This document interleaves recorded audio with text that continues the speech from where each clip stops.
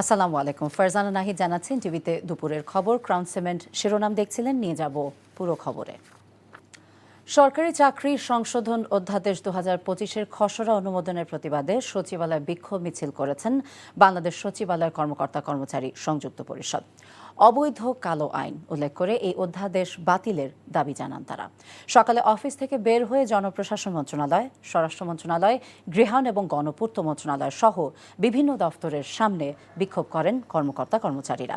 মিছিলে অবৈধ কালো আইন বাতিল করার দাবি সম্বলিত ব্যানার এবং প্ল্যাকার্ড বহন করার পাশাপাশি এই বিষয়ে স্লোগান দেন তারা।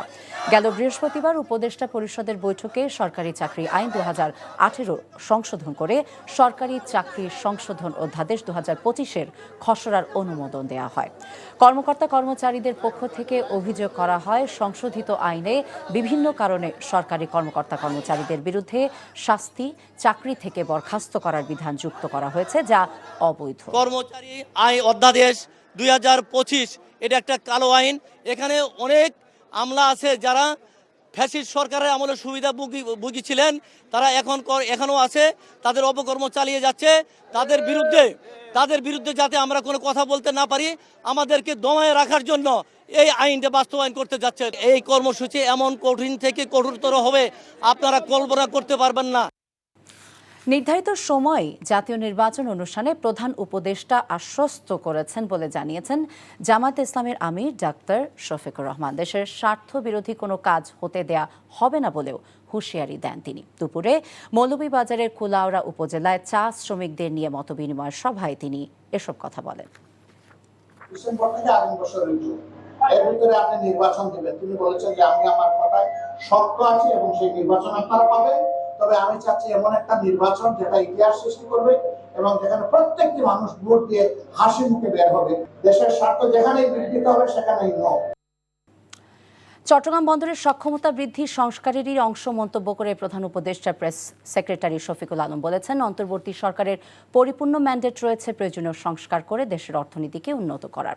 চট্টগ্রাম বন্দরের টার্মিনাল ব্যবস্থাপনায় সংযুক্ত আরব আমিরাতের প্রতিষ্ঠান ডিপি ওয়ার্ল্ড সহ বেশ কিছু বৈশ্বিক কোম্পানির সাথে সরকারের যোগাযোগ হচ্ছে জানিয়ে তিনি বলেন, দেশে বড় বিনিয়োগ আনতে বন্দরের সক্ষমতা বাড়ানোর বিকল্প নেই। শেয়ারবাজার যেন আর কখনো কোনো গোষ্ঠীর কাছে কক্ষিগত না হয়, সেজন্য প্রয়োজনীয় ব্যবস্থা নেওয়া হচ্ছে জানিয়ে তিনি বলেন, আওয়ামী লীগ সরকার পুঁজি বাজারকে ধ্বংস করে গেছে, তাই শেয়ার বাজার ঘুরে দাঁড়াতে সময় লাগছে। ফিনান্সিয়াল এক্সপ্রেসে যোগদান করে, তারপর আপনি এক্সচেঞ্জ রেটটা স্টেবিলাইজেশন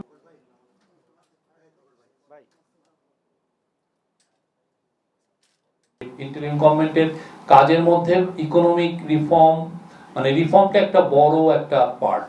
আপনি ইকোনমিক রিফর্ম করবেন, চিটাগাং পোর্টকে এরিয়া আপনি রিফর্ম করতে পারবেন না, বিকজ আপনার জব তৈরি করতে হবে এবং এই জব তৈরিটা চিটাগাং পোর্টের এফিসিয়েন্সির সাথে জড়িত। শেয়ার মার্কেটে খুব ডিপ একটা রিফর্ম যাতে হয় এবং ঘুরে দাঁড়াবে এবং সেই অনুযায়ী কাজগুলো হচ্ছে।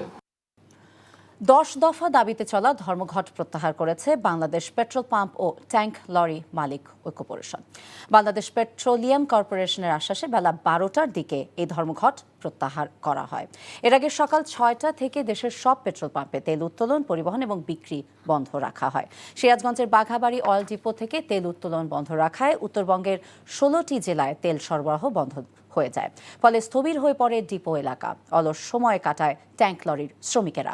কমিশন বৃদ্ধি, ট্যাঙ্ক লরি চালকদের লাইসেন্স নবায়ন, সহজীকরণ সহ 10 দফা দাবিতে খুলনা ও নাটোরে জ্বালানি তেল ব্যবসায়ীদের ধর্মঘট চলে। তেল উত্তোলন, পরিবহন বন্ধ থাকায় রাজধানী ঢাকাতেও প্রভাব পড়ে। তেল না পেয়ে বিপাকে পড়ে রাজধানীবাসী। চট্টগ্রামে জমে উঠেছে কোরবানির পশুর হাট। ক্রেতারা গরু কিনতে নগরের খামারগুলোতেও ছুটে যাচ্ছেন। পশু সম্পদ দপ্তরের কর্মকর্তারা বলছেন, ক্রেতাদের চাহিদার বিপরীতে এবার পশুর সংখ্যা বেশি থাকবে। চট্টগ্রাম থেকে আরও জানাচ্ছেন শামসুল হক হায়দরি, ক্যামেরায় ছিলেন এনামুল হক।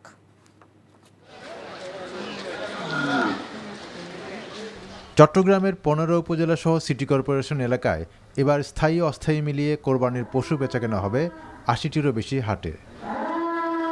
পশু সম্পদ দপ্তরের হিসেবে এসব হাটে ইতিমধ্যে মজুত রয়েছে প্রায় 8,70,000 গবাদি পশু। এসবের মধ্যে বড় হাটগুলো রয়েছে মহানগরে, যেখানে দেশের বিভিন্ন এলাকার ব্যবসায়ীরা কোরবানির পশু বিক্রি করতে আসেন।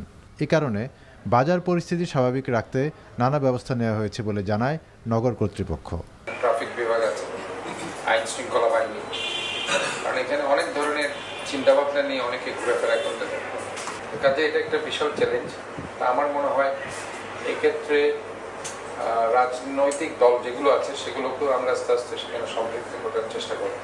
পশু সম্পদ দপ্তর জানিয়েছে চট্টগ্রামে এবার কোরবানির পশুর চাহিদা রয়েছে প্রায় 9 লাখ, যার বেশিরভাগ ইতোমধ্যেই বাজারগুলোতে মজুত রয়েছে। আমাদের ঘাটতি আছে 35,000 সামথিং। তো সেক্ষেত্রে আমাদের যে ঘাটতি আছে সেই ঘাটতিটা আমাদের পার্শ্ববর্তী পার্বত্য জেলাগুলা এবং প্রতি বছর কুষ্টিয়া, সিরাজগঞ্জ, পাবনা অঞ্চল থেকে আমাদের গরু আইসা এই ঘাটতিটা ফিল আপ করবে। চট্টগ্রামে গত 10 বছরে খামারের সংখ্যা অনেক বেড়েছে। নানা শ্রেণী পেশার মানুষ ও তরুণ উদ্যোক্তারা যুক্ত হয়েছেন খামারে গরু বিক্রির কাজে। সব জাতের গরুই আছে, শাহিওয়াল, দেশাল, ফ্রিজিয়ান। সর্বোচ্চ দামে আমরা বিক্রি করছি অ্যারাউন্ড 8 লাখ টাকা, আর সর্বনিম্ন 1,10,000 টাকার গরু আছে। খাবারের দাম অনেক কিছু, আমাদের কস্টিং অনেক বেশি আছে, তাই তুলনামূলকভাবে আগের বছর থেকে গরুর দামটা খানিকটা বেশি। কোরবানির জন্য এবছর বিদেশি পশু আমদানি হচ্ছে না এমন খবরে বাজারে গরুর দাম বেশি হাঁকা হচ্ছে বলে অভিযোগ ক্রেতাদের। NTV news desk. Mercantile bank অর্থনীতির খবর। জাতীয় রাজস্ব বোর্ড এনবিআর বিলুপ্তির অধ্যাদেশ জারির প্রতিবাদে আগারগাঁওয়ের এনবিআর ভবনে কর্মবিরতি চলছে। বেশিরভাগ শুল্ক কর কর্মকর্তা কর্মচারী এনবিআর এর নিচতলায় প্রধান ফটকের পাশেই অবস্থান নিয়েছেন। বন্ধ রয়েছে প্রবেশে প্রধান দুটি ফটক। সকাল 9টা থেকেই এই পরিস্থিতি চলছে। এ কারণে এনবিআর এর কার্যক্রম কার্যত বন্ধ রয়েছে। এনবিআর ও অভ্যন্তরীণ সম্পদ বিভাগ বিলুপ্ত করে রাজস্ব নীতি এবং রাজস্ব ব্যবস্থাপনা বিভাগ নামে দুটি বিভাগ করে 12 মে অধ্যাদেশ জারি করে সরকার।